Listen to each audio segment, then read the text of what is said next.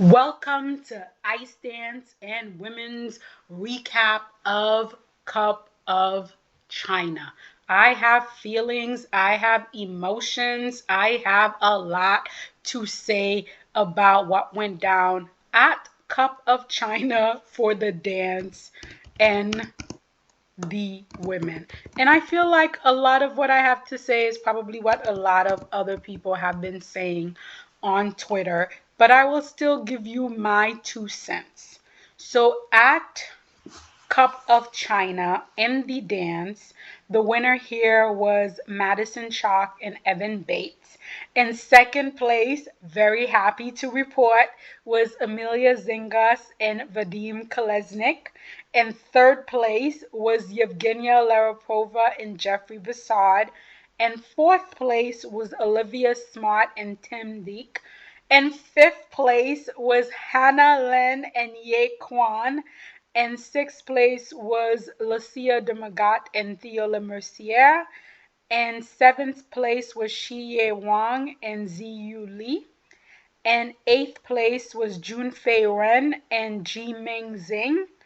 And ninth place was Zishi Zhao and Li Gaohe. And then Caroline Green and Michael Parson withdrew after the rhythm dance. Oh my goodness. I started off the rhythm dance very happy for Michael and Caroline because Michael had gotten rid of the absurd muscle shirt and he was just wearing a regular black shirt. And I was like, okay, let's go. And they started off the rhythm dance and everything was going fine. And then Michael took a really hard fall. And then after that fall, when it came time to the free program, they decided to withdraw. As you guys know, I am all about athletes making decisions that is pro their mental, physical health. Nothing is more important than health. There is no competitions, no event. Nothing is more important than health. I am very sad for Caroline and Michael because, in my opinion, at one point, Caroline and Michael was literally the front running young pair to take one of those top position in US ice dance. And I feel like they were just given one raw deal after another. When Diana Davis and Gleb Smokin decided to move over and take over their coaching situation, they had to leave that coaching staff. And I felt like they were working really well with that coaching staff. Of course, after those coaches decided to give up on Caroline and Michael for Diana and Gleb then flat left them and went over to IM, which is what I felt like Caroline and Michael should have done. When Caroline and Michael left those coaches, I felt like they should have taken themselves over to IM to build that political power because they already had the technical capability. Unfortunately, they decided to go with Mida, and their packaging have been wrong for the last 2.5 seasons. Their programs have not been what it needed to be, and not because this was a pair that really was at the top of their game. And I just feel like situations outside of their control took from them what was rightfully their position in that next squad of ice dance. At least that's my feeling, that's my take on it. That's how I feel. Um it's very sad, but that does goes to show the situation with figure skating is very complicated. I feel like the two young Chinese pairs here, there were some mistakes, there were some errors, but I do think China is definitely building towards having a complete team. I think China is really trying to focus on having a complete team. And so I do think with these two young pairs, that's definitely being worked on. And all three of the Chinese pairs are in Montreal, which means Marie-France Dubry and Patrice Lazan and Roman They have those Chinese judges in their pockets to the maximum. But I do think the two young Chinese pairs have potential. We're gonna have to see it. We're gonna have to watch and see how they grow. The top Chinese pair here, who's gonna represent them at the Olympic, Shi and Ziyu. Again, I'm not crazy about either of their program, especially not that free program. It doesn't really do anything for me. Their rhythm dance is about the same as everyone else, but the free program really doesn't do anything for me. I keep saying this. I do think the Gabor team needs to start outsourcing some of these programs because the luster is really starting to dull off of some of these programs. Um, Lucia and Theo, again, they're a very French pair. They have a lot of qualities that I absolutely love with this pair. Absolutely love. But I do feel like their programs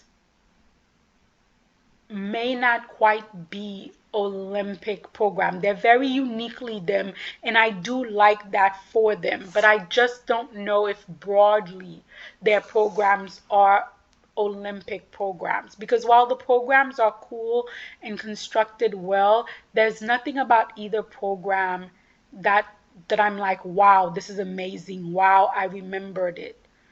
So that's my only thing with this young pair. And then Hannah and Ye. Love them. I'm going to tell you why I love them so much. We'll start with the rhythm dance. I feel like they did the rhythm dance very smart. Men in Black was very much the 90s. It was huge in the 90s. Getting Jiggy With It was a huge 90s song. But more importantly, sound wise, those two songs go together not only because they're from the same artist, but because sound wise, they sound like they belong in the same hemisphere, in the same discography.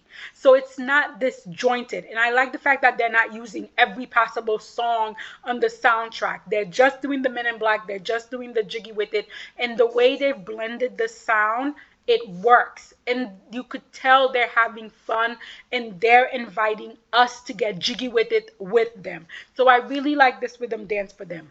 That free dance is everything.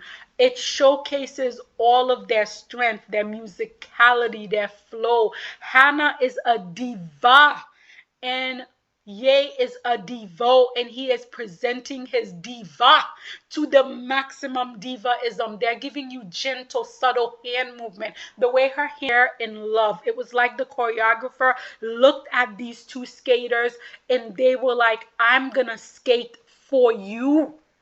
And then these two skaters took the program and they're like, we're gonna skate for ourselves and then invite everyone else in to the performance, into the moment with us. I cannot wait to see how this program grows, and for us to see it on Olympic ice is just gonna be so incredibly beautiful.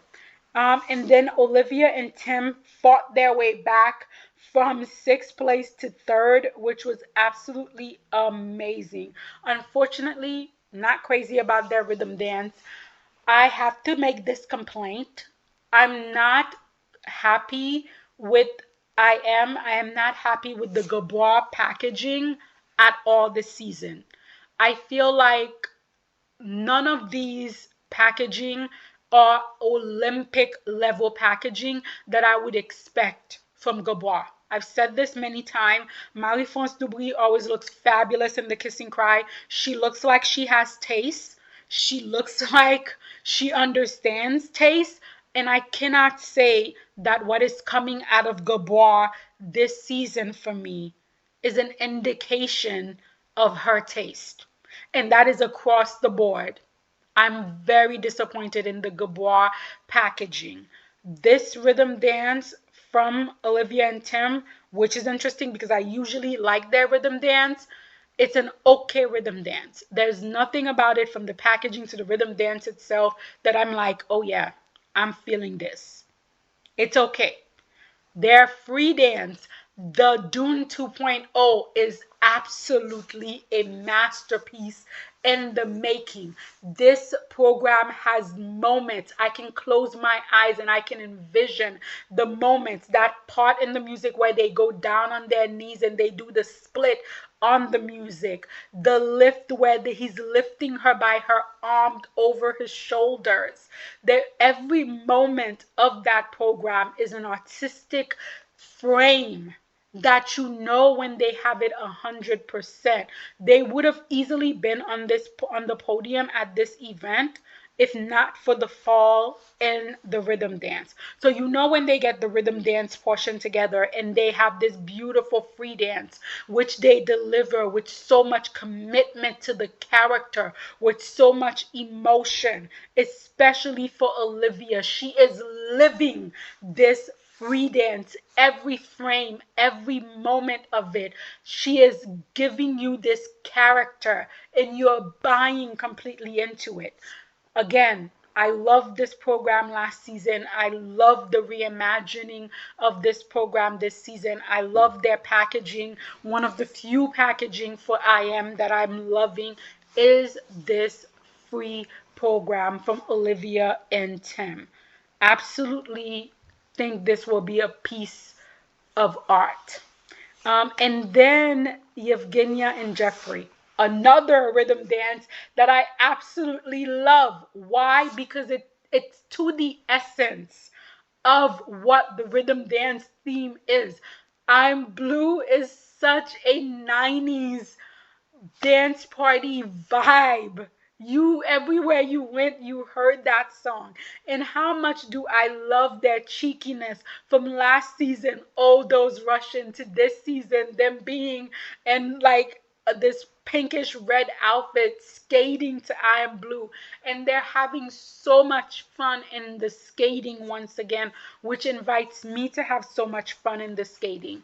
I also like their free dance, not as much as I enjoyed the rhythm dance, but I do feel like it's just unfortunate timing for this pair because Laurence and Guillaume decided to come back and skate for France. A lot of the air has really been sucked out from this pair, which is very unfortunate, but it is what it is. But I was very happy for them to end up on the podium here. And then in second place, medaling at a Grand Prix and maybe putting themselves in the conversation for the Olympic spot if Igor can get it together. Another rhythm dance. I guess I'm going to be saying this a lot. Another rhythm dance that I really kind of like. I really kind of like this rhythm dance. It's young, it's fresh, it suits them. They actually picked music that I would not imagine Igor picking. That girl is poison. And you could tell Vladim is enjoying himself when he's mouthing, that girl is poison. This was not music that I imagined Igor picking to choreograph to, but he did, and he choreographed so well to it. You could tell they really are connecting with the music. They're really connecting with each other, and they're just, again, having so much fun on the ice that you're invited to have fun with them. They're doing a very dark free dance, a very honest Romeo and Juliet. I don't know why we're always playing Romeo and Juliet like it's a love story. It's a tragedy where people die. Lots of people die. And I like the fact that they were like, listen, this is death. I'm going to be in black. It's going to be Morticia. It's going to be dark. And we're going to kill ourselves at the end of the program. I, for one, love the cheekiness of this program. I love the fact that they're like, we don't care. We're doing a dark Romeo and Juliet. Vadim, for me, is the perfect male ice dance partner. He has a free leg that is just beautiful to watch. He has an arch to his back that just gives him an elongated posture. He knows how to present his partner beautifully. And that was with his old partner with whom he's junior world champion with, and currently with his new partner. He presents them so beautifully, while at the same time he's not diminishing and shrinking. He's standing right next to them and everyone is glowing together. And that is just an incredible, difficult thing to do as a male skater. And for the next generation, I definitely see him as one of the leading male skaters. And it was just absolutely stunning, absolutely stunning to see them be rewarded as they should at this competition. Now, the winners here, oh my God, Madison, Chalk, and Evan Bate. Their rhythm dance is basic. It is a very basic rhythm dance. I really was expecting, when I heard they were doing Lenny Kravitz, I was like, yes, God, yes, yes, thank you, God. What I should have expected, because it's what they basically done, was for them to do the entire discography of Lenny Kravitz. I am a fan of Lenny Kravitz. I love his music. I think he is a beautifully sculpted human being, definitely a creation of the divine that is worth gazing upon. I am a huge fan of the artiste that is Lenny Kravitz, but I do not want to hear a whole spectrum of his discography in a rhythm dance. And I think this is this indecisiveness of Madison and Evan that always pisses me off. Why do you have to pick a bazillion song? Pick one or two and just get the shit done. So the rhythm dance is okay. It's basic. I was expecting more, but it wasn't so horrible that I'm like, burn it. It's a basic rhythm dance. We could make it work. What really upset me was the free dance. First of all, we're going to start with the packaging. And you guys know how much I love Madison Chalk's packaging. I always feel like she comes off with something new, something inventive, something exquisite. This was not it. I don't care about the people who are saying it's avant-garde, it's high fashion. No, it was ugly. She's got these two fupa, the fupa over her breasts, distracting as hell. And then she's got the crochet on her crotch, which is also distracting as hell. Then she got this big ass cape, which is also distracting as hell. And I have to say, I agree with every single person on skating Twitter. You are part of a pair that is prone to falling on your ass at the most inappropriate of moments. When pressure moments happen, your ass and the ice become best friends. Why would you then give the universe more ammunition? Why would you give this big ass skirt shrimp thing to drop your ass on the ice at the most unopportune time? Why would you fuck with the universe given your track record? So now we have the ugly crochet crouch tight that is right in the judge's face. We have the fupa breast plate that is not helping anything. And then you have a subpar program. Did you have a conversation and you were like, oh, let's just hand over that gold medal to Laurence and Guillaume? They look like they could really use it. You went from a guaranteed gold medal to I don't even know if your ass is going to be on the podium. How do you manage to do that with two programs? How do you manage to eradicate years of good grace building towards an Olympic gold medal to I'm questioning if your ass should be on the podium? With a fupa, some crochet crotch, and a horrible painted black tangle. Listen. Let's get our act together. Bring back the snake charmer. That program was an Olympic program that never got its Olympic moment.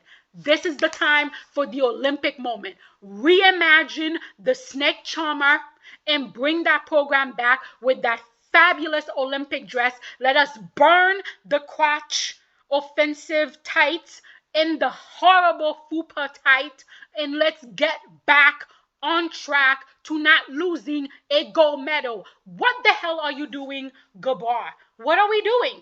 Marie-France, Patrice, Roman, how the hell are you guys okaying these nonsense? Please make it make sense.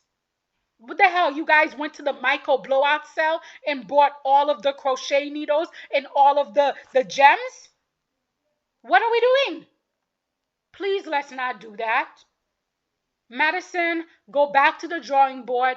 Pull back out the Snake Charmer program outfit. Dust that bad boy up. Add a couple of more crystals if you have to. And let's get back to the job at hand. This was the only thing that made this bearable, was the fact that so many of my favorite pairs did so well here. Hannah and Ye, Olivia and Tim, Evgenia and Jeffrey, Amelia and Vladim. This was the only thing that soothed my heart from the hot messery that was Madison and Evan. Piper and Paul, you guys are the last hope. If you guys fudge it up too, then please, let's not even have the ice dance Olympic session. Do it in the team. Give the Olympic gold to Laurence and Guillaume and spare us. Just spare us. Because if Piper and Paul don't come correct this season, then we already know what's going to happen. And then finally, the women. There was so much that happened in the women.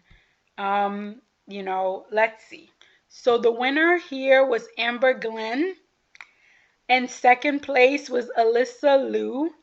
And third place was Rika Watanabe. And fourth place was Anastasia Gabanova. And third place was Jia Chen. And fifth place was Jia Chen. And sixth place was Rino Matsuki. And seventh place was Ryung Zhang. And eighth place was Anna Pazzetta. And ninth place was Hyen Lee. And 10th place was Hana Yoshida. And 11th place was Yuzu. I felt so bad for Yuzu. She came out in the short program and she did very well. She did very well. And I really was hoping that she could continue that momentum into the free program, into the long program. The first half of that long program was so difficult to watch. Every single jump she went into, she came down on a fall. But I do have to commend her. She gritted her teeth and she fought through that second half of the program. And good for her for not giving up. Good for her for fighting. But that first part of the program was very difficult to watch. And then Hana Yoshida continues to struggle. She went for the triple axel in the long program, which is very commendable, but I don't know what happened to her jumps. It's like the foundation of her jumps is completely unraveling, and I'm not too sure. And the judges do not seem to be generous with her. The tech callers, she does not have Isabella Vito level of tech caller privilege. The tech callers ding her in every way possible. Hannah has no love from the tech caller. And another person that seems to have no love from the tech caller is Hyen Lee. In the short program, the tech caller was like, nope.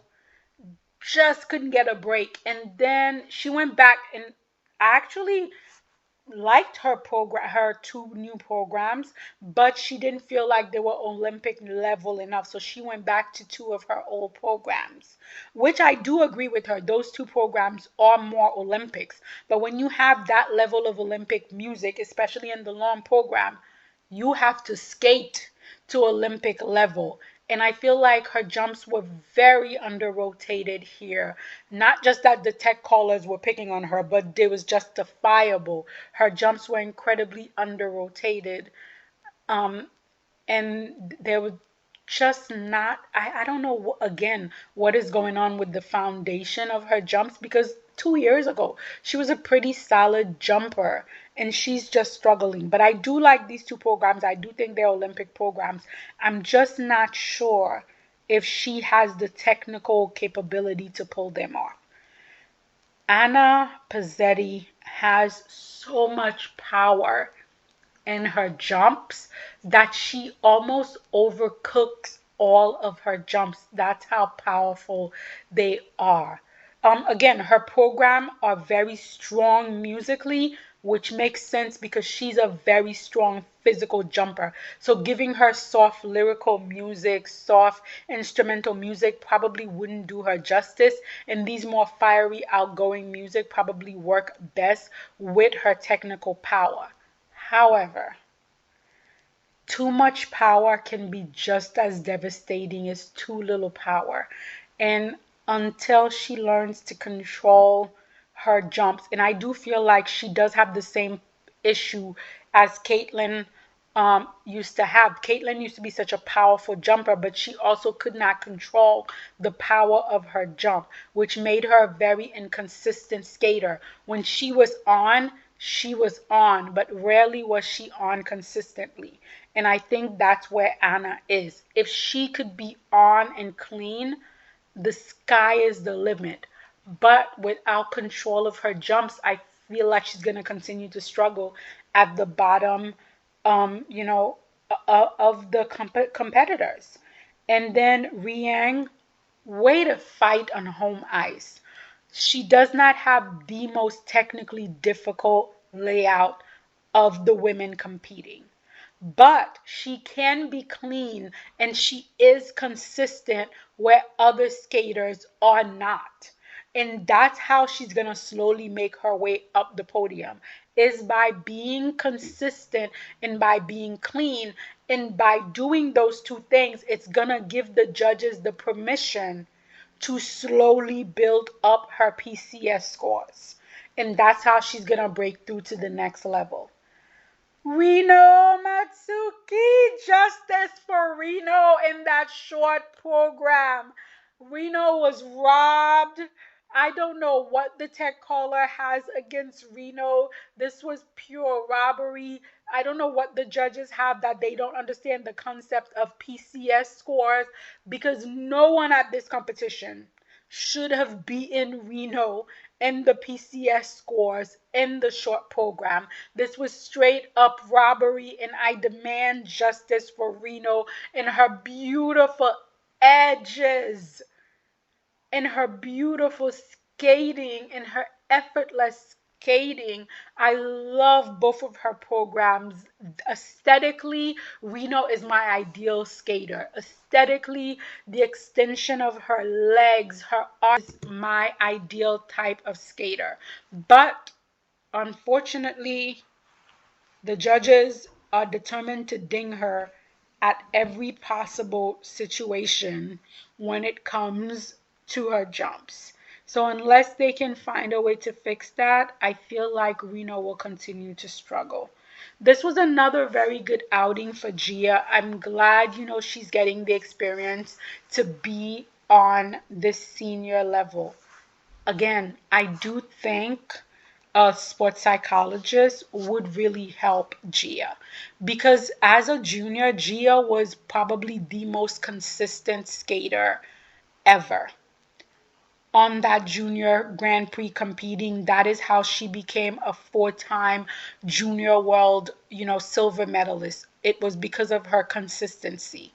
I do feel like she did grow a lot from junior to senior. So she's still getting used to her body. She's still getting used to herself physically. She's fully capable of doing all of these jumps. So I don't think it's a technical issue with her. I do think it's a mental issue with her. I still see her very much in the conversation for the Korean women's team for the Olympic, especially here, finishing so far ahead of Hyen.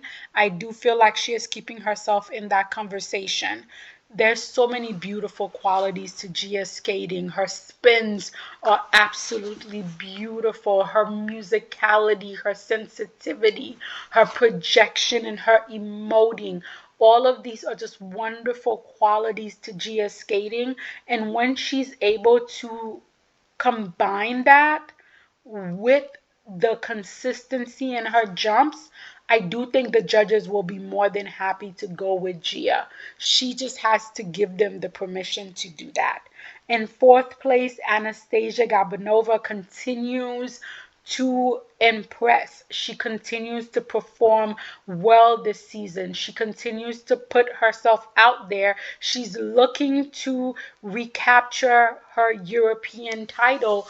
And I feel like if she continues giving performances like this, she definitely will. You guys know how much I like her Bollywood number. Packaging is exquisite. She looks like $1,000,000 in that Bollywood outfit on the ice. I also do like her, long program as well. It's very soft. It's very beautiful. The picturesque back of the dress is just absolutely lovely. This season, her packaging, mwah, chef kiss. I can definitely, if not getting her European title back, definitely back on the European podium very easily if she continues to skate like this. Rinka Watanabe, what a fight! Rinka has made it her mission to go for broke and nothing else this season. And I am here for that. She is going for that triple axel in the short program and then two triple axel, one the triple axel triple toe and then the triple axel by itself in the long program. She is fighting for every single jump. She's gonna go to the Olympic or she's gonna crash and burn. There is no middle ground, and I respect the heck out of her. I do like her short program a lot.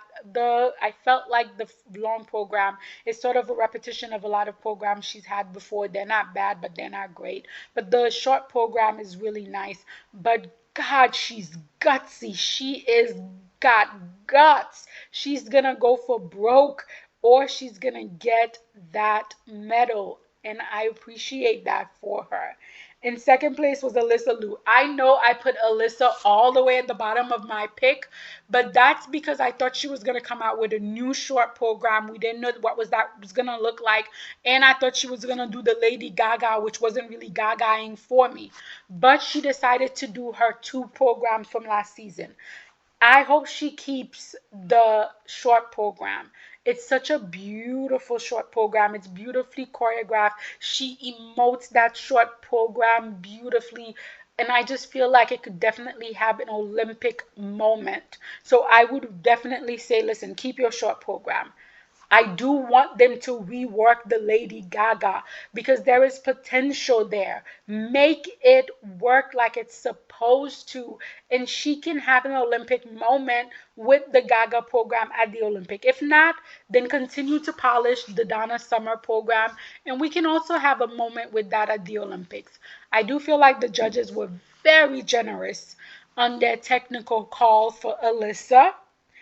They did not show the same level of generosity to Marino, nor did they show that to poor Hannah Yoshida. But the judges, the technical caller, was very generous to Alyssa. Not that I mind because I adore Alyssa. I think she looks like an incredible young human being. And so all the positivity that can come her way, I'm happy for it. And then Amber Glenn.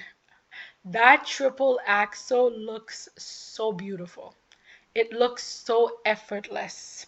Now, and I do absolutely adore the Madonna short program. The packaging is exquisite, it's on point. The program is beautifully constructed. The music notes are wonderful. And she picked a perfect Madonna song to skate to. But I will say this, guys. I just now, as an adult, really listen to this Madonna song. When I was a kid and they were making all of this noise about the Madonna song, I didn't quite get what the noise was about. But then I just really listened to this song as an adult and I was like, Madonna, you naughty girl! Like, oh, this is saucy, juicy, naughty song. Anyhow, I see why everybody was up in arm. But I absolutely love this program. This is an Olympic moment program packaged with an Olympic dress. Absolutely love it. The lawn program is also growing on me. I think seeing that program relatively clean here really shows its potential. Again, you guys know I've been a fan of Amber through the hard time. And we, as the skating community, have always said if Amber comes in the liver, give her all the medals. And Amber definitely, yes, the short program wasn't 100%, but she came and she delivered in the long program, not just with the triple axel, but with almost every jump. Again, not perfect, but we don't need perfection this early in the season. Build it slowly and surely, and I am okay with that.